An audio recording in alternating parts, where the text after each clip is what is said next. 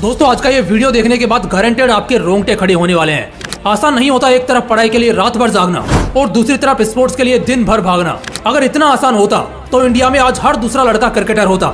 11 साल का वो लड़का जिसके पापा उसे किसी सरकारी नौकरी में देखना चाहते थे, उसने कभी सोचा भी नहीं होगा कि एक दिन सरकारी नौकरी वाले भी उसके दीवाने होंगे।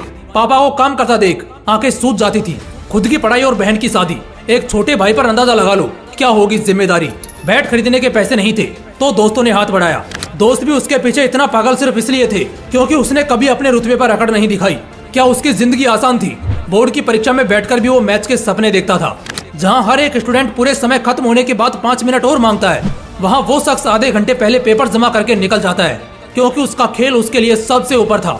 खेल ने ही उसे नाम दिलाया, एक बेहतरीन पहचान दिलाई और इसी खेल ने उसे नौकरी भी दिलाई।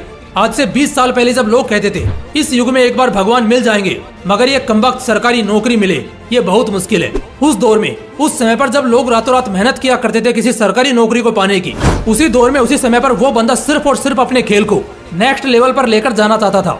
12 घंटे की ड्यूटी और 6 घंटे की प्रैक्टिस, आदमी की कमर टूट जाएगी। उसे एक बार अपनी कमर तोड़ना मंजूर था मगर अपने सपने खोना नहीं।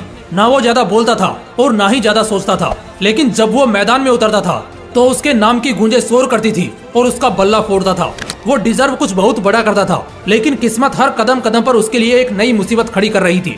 जो मौका उसे 25 की उम्र में मिला इंडिया खेलने का, वो मौका शायद उसे 5 साल पहले मिल गया होता अगर दिलीप ट्रॉफी के लिए उसकी फ्लाइट नहीं छूटी होती। पहले उसके पिता को उसके करियर की फिक्र थी, आज पूरे देश को उसके सफलता पर फक्र है। लेकिन उस फिक्र से फक्र तक का सफर उसने अकेले तय किया है। अपने लिए क्या सही है क्या नहीं है वो उसने खुद ने चुना है। 100 लोगों के पास पूछने को नहीं गया। जो उसके दिल ने कहा उसने बस उसी को करा है। दिल ने कहा खेल क्योंकि तुझे सितारा बनना है। पिता ने कहा उम्र देख अपनी, क्या तुझे नाकारा बनना है। जिसने उसे पहले वादा किया था कि उसकी मुश्किल की घड़ी में वो साथ आएंगे, जब वो घड़ी आई तो उन लोगों का एक कॉल तक नहीं आया। उसे बहुत जल्द ये पता लग चुका था कि बाहर की दुनिया भी एक खेल ही है जहाँ उस पर लगातार बाउंसर्स पे बाउंसर्स फेंके जा रहे हैं। या तो वो घायल हो सकता है या पुल शॉट खेलकर शोर का सैलाब ला सकता है। वो सहता गया, घुटता गया। उसे करना कुछ और था और कर वो कुछ और ही रहा था। लेकिन एक दिन खालीपन में अकेला बैठा अपने सपनों को खुद से दूर जाता देख वो बर्दाश्त नहीं कर पाया। शाम ढलने के साथ साथ अब उम्र भी ढल रही थी। साथ वाले सब आगे निकल चुके थे। जिसने कभी उसके साथ खेला वो आज देश को जिता रहे थे और यहाँ वो खेल से दूर होकर खड़गपुर के 2 नंबर प्लेटफॉर्म पर अपना सपना हार रहा था। लेकिन वक्त बदला, उसने अपना दांव खेला। सही समय पर उसने सही फैसला लिया, वापस खेलने का पूरा इरादा किया। उसकी माँ ने बचपन में ही कहा था ये थोड़े से में खुश होने वालों में से नहीं है। इस बात को उसने पूरा सही साबित भी किया। उसे सारी उम्र ट्रेनों को देख देख कर नहीं काटनी थी, बल्कि उसे उस ऊंचाई तक पहुंचना था जहां से उसकी उड़ान को सारा जमाना देख पाए। ट्रेन स्टेशन पर आई, मन में 100 सवाल थे। नौकरी भी दांव पर थी, सब कुछ बहुत रिस्क में था, लेकिन वो अपने खेल के इश्क में था। उसके पास 10 कारण थे ना जाने के, लेकिन सिर्फ एक कारण कि उसे खेलना है। वो उन 10 कारणों पर भारी था उसे वहाँ से निकालने के लिए।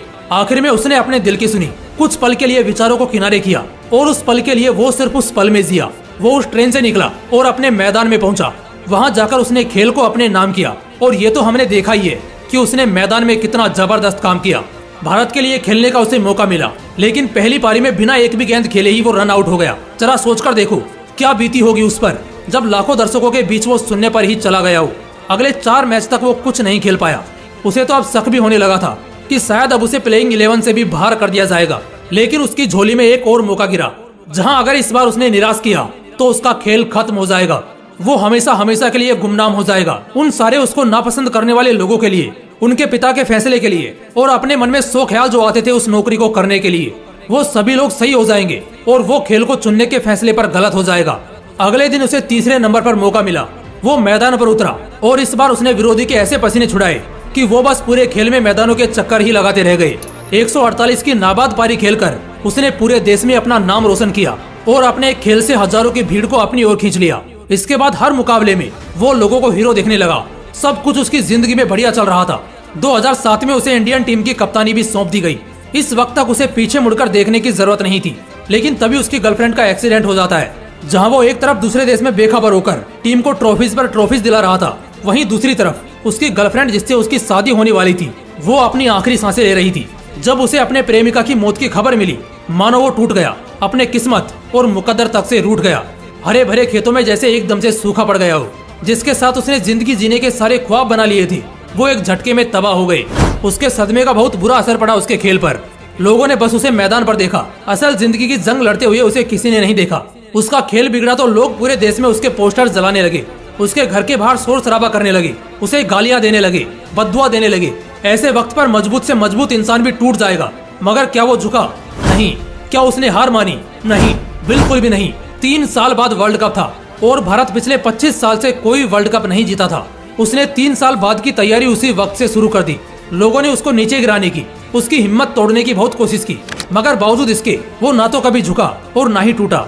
3 साल तक उसने कोई शोर नहीं किया। उसके फैसलों के सब खिलाफ रहे, मगर फिर भी वो डटा रहा। उसने खुद पर यकीन रखा और 3 साल का इंतजार किया। 3 साल बाद साल 2011 में जब टूर्नामेंट की लहर पूरी दुनिया में पसरी, एक के बाद एक जीत करके टीम प्लेऑफ्स के लिए क्वालिफाई कर गई, मगर अब भी मुकाम दूर था, क्योंकि सेमीफाइनल पाकिस्तान से जीतना थोड़ा मुश्किल था। मगर उसने मुकाबला फाइनल में पहुंचा ही दिया। लक्ष्य बड़ा नहीं था, लेकिन वो दिन कुछ ज्यादा अच्छा नहीं था। भारतीय टीम के 2 दिग्गज खिलाड़ी आधे घंटे के पहले ही आउट होकर बाहर निकल गए। फिर गंभीर और कोहली ने मैच को संभाला, लेकिन उस दिन कोहली भी ज्यादा कमाल नहीं दिखा पाए। और फिर एंट्री हुई उस दबंग खिलाड़ी की, जो खेल का रुख 1 सेकंड में मोड़ सकता था। पूरा शोर बस उसके नाम की चीख पुकार कर रहा था। सारे लोग खड़े होकर उसका अभिनंदन कर रहे थे। और इसके साथ ही वो शेर मैदान में दाखिल होता है। पहली गेंद बड़ी तकलीफ देती है, मगर दूसरे छोर से वो धीरे धीरे खेल को आगे बढ़ाता है।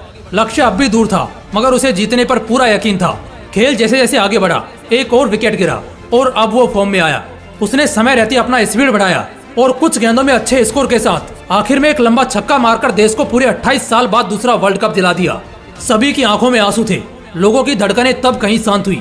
उस चीख पुकार के बाद वो शख्स उस एक खेल के बाद पूरे देश का चहेता और सबसे बड़ा खिलाड़ी बन गया। वो कहते हैं ना कि कुछ लोग ऐसे होते हैं जो सदी में 1-2 ही पैदा होते हैं। ये शख्स भी उन्हीं में से एक था। मुझे पता है शुरू से ही आपने इन्हें पहचान लिया होगा, मगर कहानी का फ्लो मैं तोड़ना नहीं चाहता था। लेकिन अब हम कहानी के उस हीरो को आपके सामने पेश करते हैं, जो रेगिस्तान में भी ठंडा रहने की काबिलियत रख सकता है, जो 22 गज की दुनिया का बेताज बादशाह कहलाता है, जो थाला के नाम से पुकारा जाता है, जो कई खिलाड़ियों का करियर बनाने के लिए जाना जाता है, जिसकी उपस्थिति ही खेल को अपनी तरफ खींचकर ले जाने की ताकत रखती है, जिसे क्रिकेट का जादूगर कहा जाता है। वो कहते हैं ना, जो अनहोनी को होनी कर दे, होनी को अनहोनी। जर्सी नंबर 7 है उसकी, नाम है उसका धोनी। जी हाँ, महेंद्र सिंह धोनी। हेलीकॉप्टर भी उतना मशहूर नहीं हुआ जितना उस शख्स का हेलीकॉप्टर शॉट हुआ, जिसके एक इशारे पर दुश्मन परेशान हुआ। एम्पायर भी फैसला लेने से पहले उसकी तरफ देखते, क्योंकि बाज की नजर शायद एक बार चूक भी जाए, मगर स्टंप्स के पीछे वो कभी नहीं चूक सकता। तभी तो वो कैप्टन कूल महेंद्र सिंह धोनी कहलाता है। लेकिन अफसोस, अब एक दुख की घड़ी है उसके दीवानों के लिए, क्योंकि इस साल के बाद शायद हम ये कभी नहीं कह पाएंगे कि माही मार रहा है, क्योंकि खुद उनके टीम प्लेयर केदार जाधव ने कंफर्म किया था कि माही ये आखिरी IPL खेल रहे हैं। लेकिन वो कहते हैं ना, खिलाड़ी खेल जरूर छोड़ दे, मगर जिनके दिलों में वो बस चुका है, वो हमेशा उनके दिलों में जिंदा और बुलंद रहेगा। माही ने जितना प्यार क्रिकेट और क्रिकेट फैंस को दिया है ना, उतने के बाद बेशक इन्हें सदियों तक जमाना याद रखेगा। अगर दिल से आपने इस पेशकश को खुलकर एंजॉय किया और माही की कहानी से आप बहुत ज्यादा प्रभावित हुए, तो वीडियो को लाइक और शेयर करने के साथ चैनल को भी जरूर सब्सक्राइब कर लेना, क्योंकि इस चैनल की कोई भी वीडियो किसी भी पल आपकी जिंदगी बदल सकती है। आखिर में हमारे लेजेंड स्टार माही के लिए 4 लाइन कहना चाहूंगा। जब टीम हारती है तब तू सामने खड़ा रहता है, और जब टीम जीतती है तो तू सबसे पीछे दिखता है। जब तक तू खेल में होता है तब तक जीतने का हौसला रहता है। तेरे दिमाग के आगे सब फीका था, इससे कौन अनजान है कि कितने खिलाड़ियों को बड़ा बनने का दिया तूने मौका था। सदी में शायद ही एक और ऐसा माही हो पाएगा, क्योंकि जो बात तुझ में थी शायद वो तेरे साथ ही चली जाएगी। लेकिन एक बात जरूर कहूंगा, आप खेलो या ना खेलो, मगर आप लोगों को हमेशा याद आओगे, और जब जब क्रिकेट की बात की जाएगी आपका नाम सबसे पहले लिया जाएगा। जय हिंद, जय भारत।